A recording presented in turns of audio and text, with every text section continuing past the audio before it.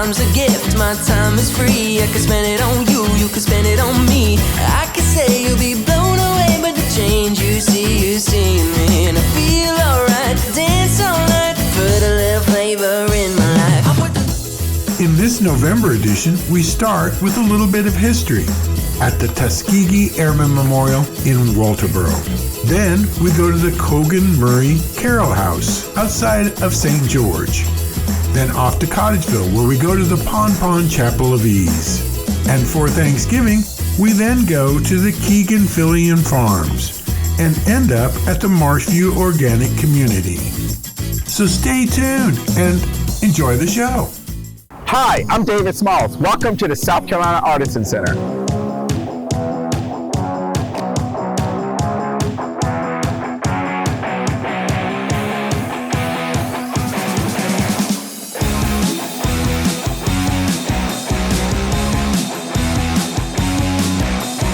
If you love art, you should come visit us at the South Carolina Artisan Center.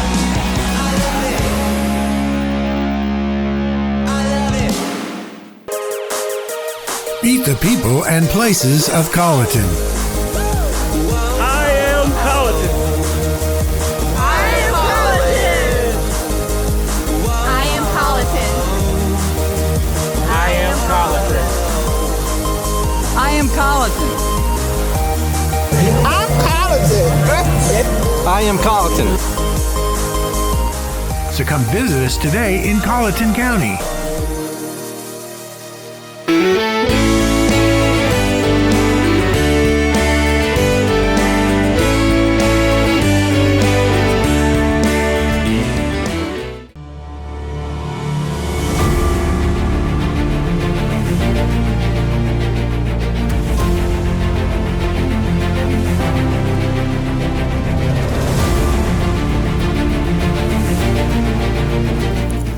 During World War II, the Walterboro, South Carolina airfield served as a training ground for Army airmen, including the Tuskegee Airmen, a group of African American military pilots.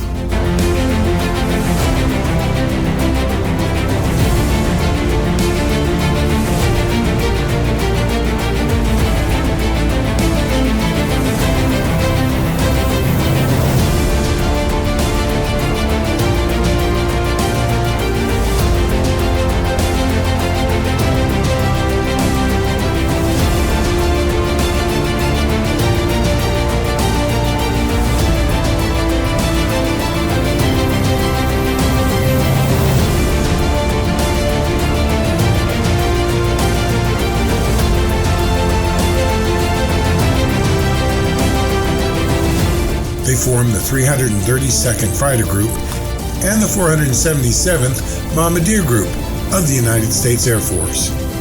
Both dedicated and determined, they could proudly claim that none of the bombers they escorted in combat were lost to enemy fighters.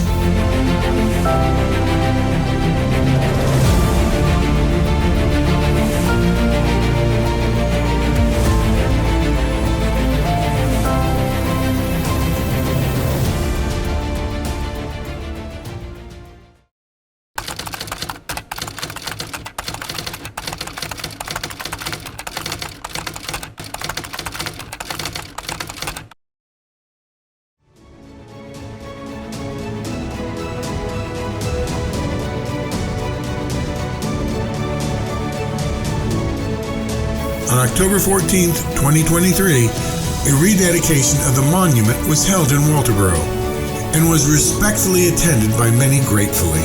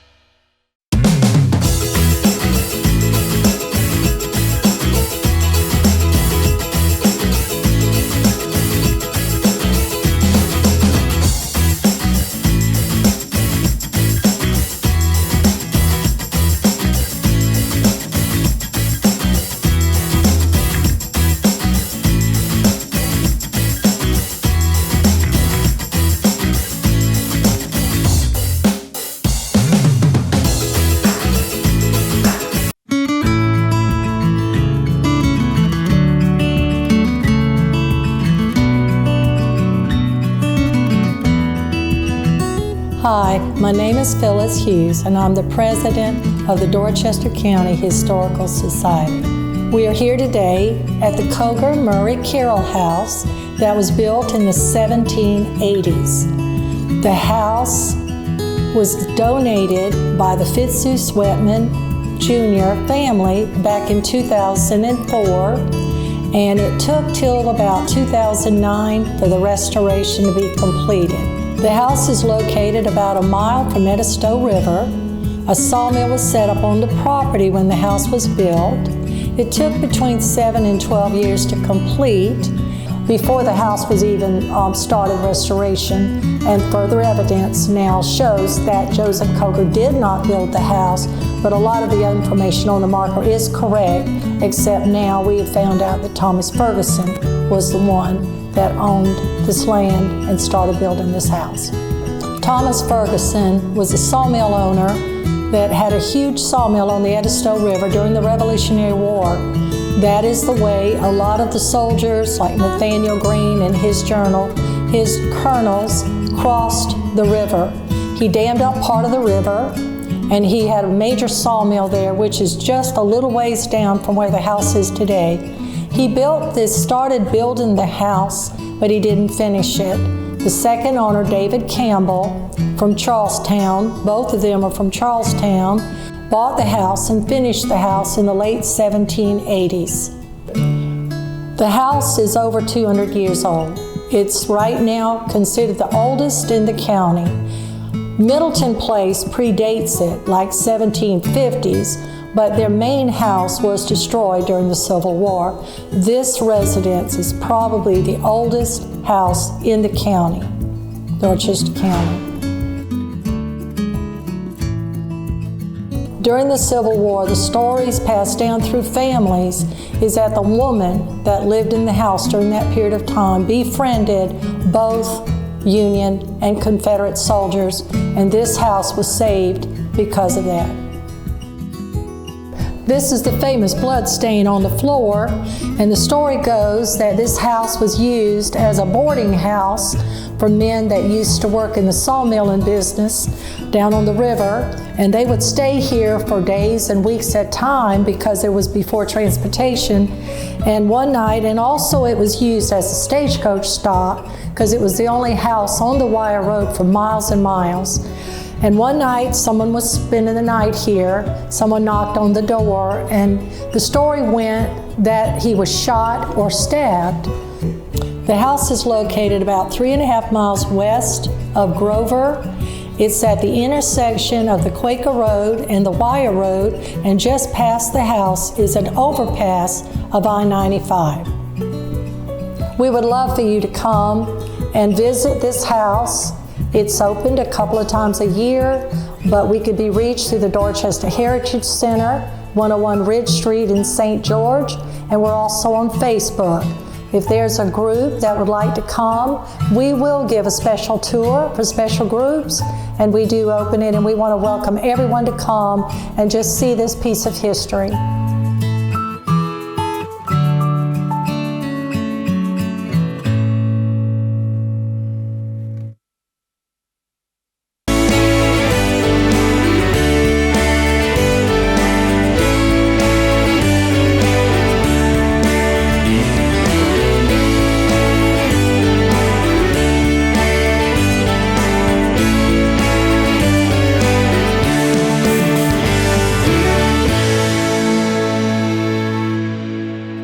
Hi, I'm David Smalls. Welcome to the South Carolina Artisan Center.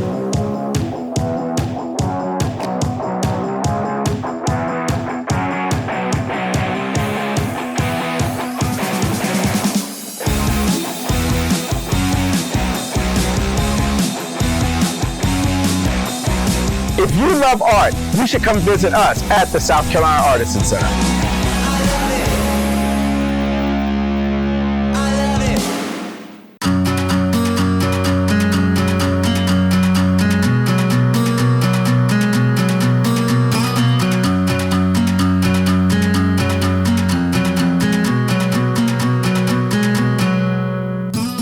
Our next location is right down the street from the lights of Jacksonboro. You can continue down Parker's Ferry Road and eventually find what is often called the Pon Pon Chapel of Ease. Now, first and foremost, what is Pon Pon? Well, it is an Edisto Indian phrase, which obviously means guys should not be out with a lantern looking for his daughter. Not a good idea.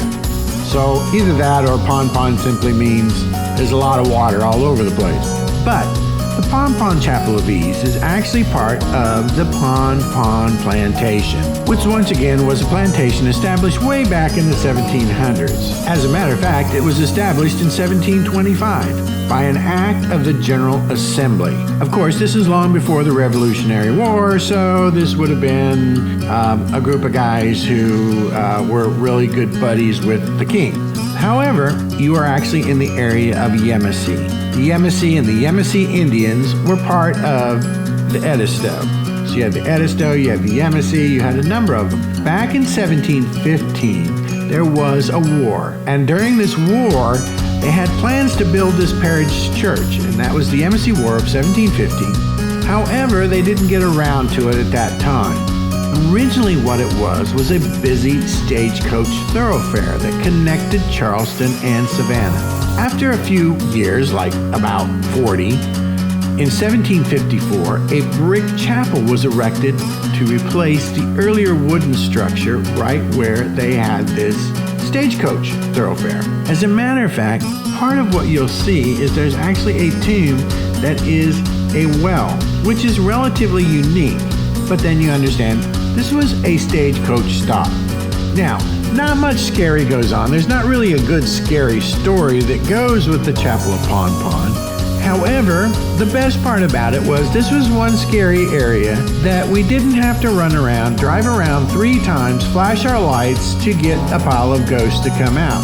As a matter of fact, the Pon Pon Chapel, frequently known as the Burnt Church. The reason being was the chapel was originally set up in 1754. In 1801, it was burnt down. Now, you might say that's part of the Revolutionary War. The answer would be no, once again, not the right time period. The chapel was burnt back in 1801 and rebuilt in 1819 to 1822 and was once again put back into use until 1832, where once again, some little pyromaniac had to go out and burn the chapel down again. That is why it's called the Burnt Church, because once again, it was burnt not once, but twice. What makes this church so unique is the facade of the Pon Pon Chapel. Why? Because the facade of Pon Pon Chapel has a central rounded arch entrance, flanked by rounded arch windows on either side, all constructed in a brick work pattern of one structure alternating with 2 headers. The 2 round windows in the facade's upper level utilized the same brick work pattern. The walls were constructed in a Flemish pond. The chapel's historic significance is due in part to Reverend John Wesley preaching 2 sermons here on April 24th, 1737, and for its burial grounds that contain the remains of Congressman Adonis Burke and O'Brien Smith, in addition to numerous local leaders. It's also listed on the National Register.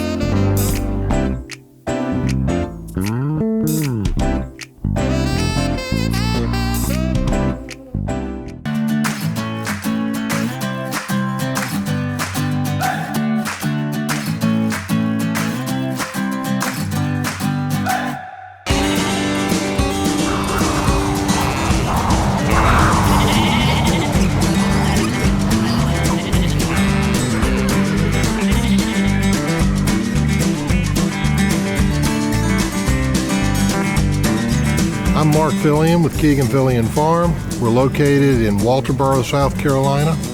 We are a grower of pastured chicken, grass-fed beef, and pastured pork. Keegan-Filian Farms is a producer of pasture-raised chicken, pork, and grass-fed beef. We raise the animals here on our farm in Walterboro, take them to a processing plant in Kingstree, South Carolina, where they are processed and packaged, and bring them back here to sell on the farm through home delivery, as well as the Port Royal Farmers Market. The big thing today is farm to table, and we practice that. We raise them here. We sell direct to individuals, to families for their freezers, as well as local restaurants in Charleston, Beaufort, and the Hilton Bluffton Head area. We process our chickens on Wednesdays, our hogs on Tuesdays, and they're delivered to the restaurants the following Tuesday. And we have them here on the farm for families to purchase or at the farmers markets and home delivery. One of the things we decided to do here years ago was never to take a shortcut on our feed. If you take a shortcut on your feed, you're going to ruin the quality of your product. We grind all of our feed here on farm. We use local corn, local soybean meal. We grind weekly for the pigs, fill the feeders. When they first come out of the nursery, they're on a starter feed, then they get a grower feed, and then they get a finisher feed. But we will never skimp on the quality of the ingredients that we put in that feed. Between what we own and what we lease here, this farm is a little over 100 acres, with about 80 acres of it farmable. The rest of it is managed for wildlife. We have deer, turkey, dove, ducks, and we'll keep it that way. We work hard to manage it for wildlife. Several different breeds of hogs. The white ones are Yorkshire. The one with the black body, white face is a Berkshire. That's a Berkshire. This is a Hampshire, and we have Durocs. We crossbreed all of them. Some of them have been bred to Duroc boars. Others have been bred to Yorkshire boars. By using different breeds, we're trying to get a different quality meat. The Berkshires, for example, give you a redder meat that is very well marbled. The Yorkshires give you a leaner meat, but a longer loin area for more pork chops. The Duroc gives you heavy muscling ability, and the Hampshire gives you fast growth. So by crossbreeding them, you hope to get the best of each breed. We raise two different kind of meat chickens out here. We raise the white chicken, which is a Cornish rock cross, and we raise these red broilers. These here are Royals. These are a cross between a modern bird and a heritage bird. They're slower growing, have longer legs, but are a lot more flavorful. The area between these chicken houses and this field over here is grazing for the cows. We rotate them through our pastures. There's not an inch of land on this farm that isn't used for one thing or another. I'm Mark Fillion with Keegan-Filian Farm in Walterboro. We're located at 1475 Keegan Drive, Walterboro. We have a website, www.keeganfilianfarm.com. We also have a Facebook page. Feel free to message us, send us an email, ask any questions. We'd be more than happy to help you.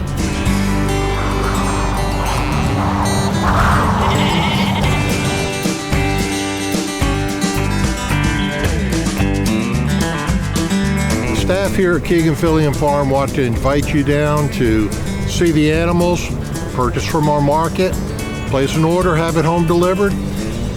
See us at the Port Royal Farmers Market. We're here to serve you.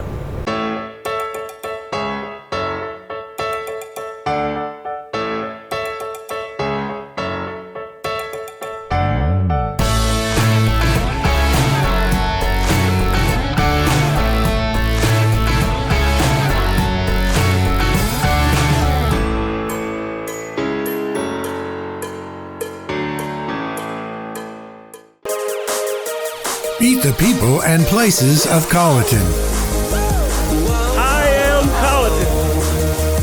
I am Colleton. I am Colleton. I am Colleton.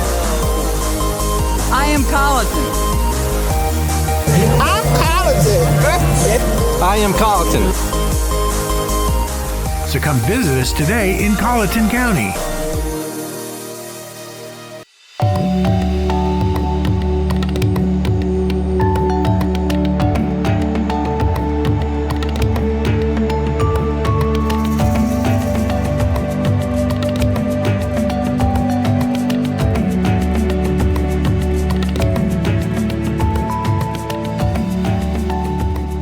My name is Sarah Reynolds Green. I'm the co-founder of Marshview Community Organic Farm, and I'm also the CEO. My name is Jamia Moore. I work here with Mrs. Green at Marshview Community Organic Farm, and I'm also a former student that went through the programs. Marshview Community Organic Farm grew out of a beautification project back in 2004. It was one of those mornings, mid-afternoon, I would say, and I was riding through the neighborhood and realized that there was so much trash on the roads, right coming up into our driveway and on the main road.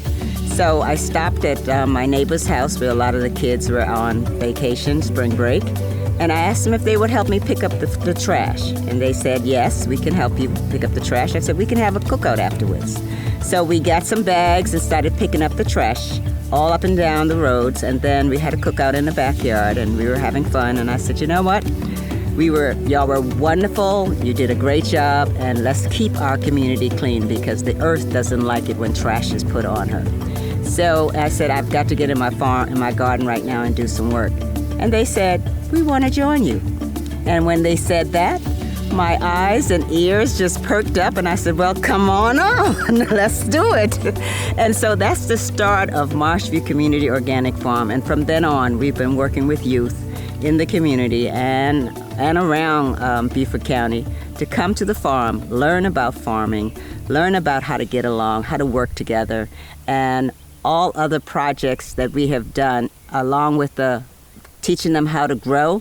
We teach them how to harvest. We teach them how to take that food and add value to it. My husband, Bill, is a chef, so we take them to the commercial kitchen where he works, and now they learn how to use that food and add value to it. Well, just like Mrs. Green said, when I was in 4th grade, she was my school counselor, and I really don't know how we became so acquainted, but over time, she told us about her farm, and me and my sister were like, the farm? Like, why would we want to go out and actually be in the farm working?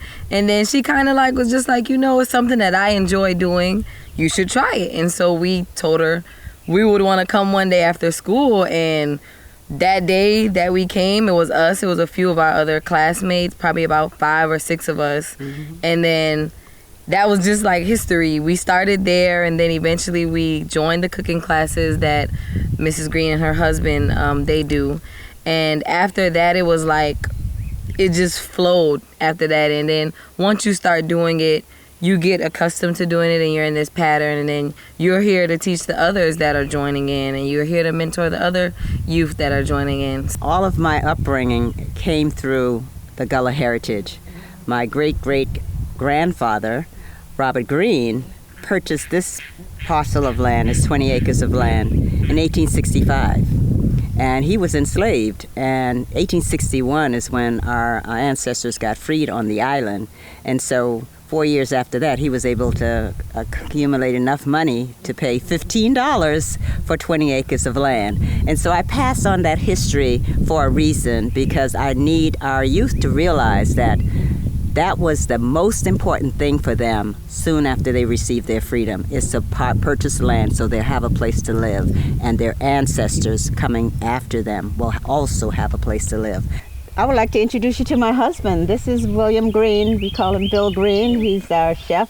And so it is a good thing to be able to try to help and pass along, some of your heritage to the younger one, because they're the one going coming up. Like right now at the restaurant. The restaurant is the finishing part. When they don't work on this farm and work with one another, learn how to handle one another, and they go in that kitchen, they have to have that in them to be able for the pot to be right. See, because you got a kind heart, your pot, and wherever you produce, this is kind as ever, make you smile at every bite you take. So all that go together, and the finishing tools to be able to have them go to serve someone that come in the restaurant, being able to serve them, and for they to turn around and say, thank you, that was really nice, thank you, and that's usually finish a person off, finish the young one off, and that's the greatness out of the whole deal. And if you like what you just heard, and what we just say about our food, smiling food, come on, check them out, and let me see a smile from off your face. If you like what you heard, come see us. We'll be happy to have you here at Marshview Community Organic Farm. If you like what you heard about Marshview Community Organic Farm and the work we're doing in our youth, with our youth and in our community, please come and visit us, and we can sit down and talk with you and share some ideas about what you can do in your community to help improve the youth and their connection to the land.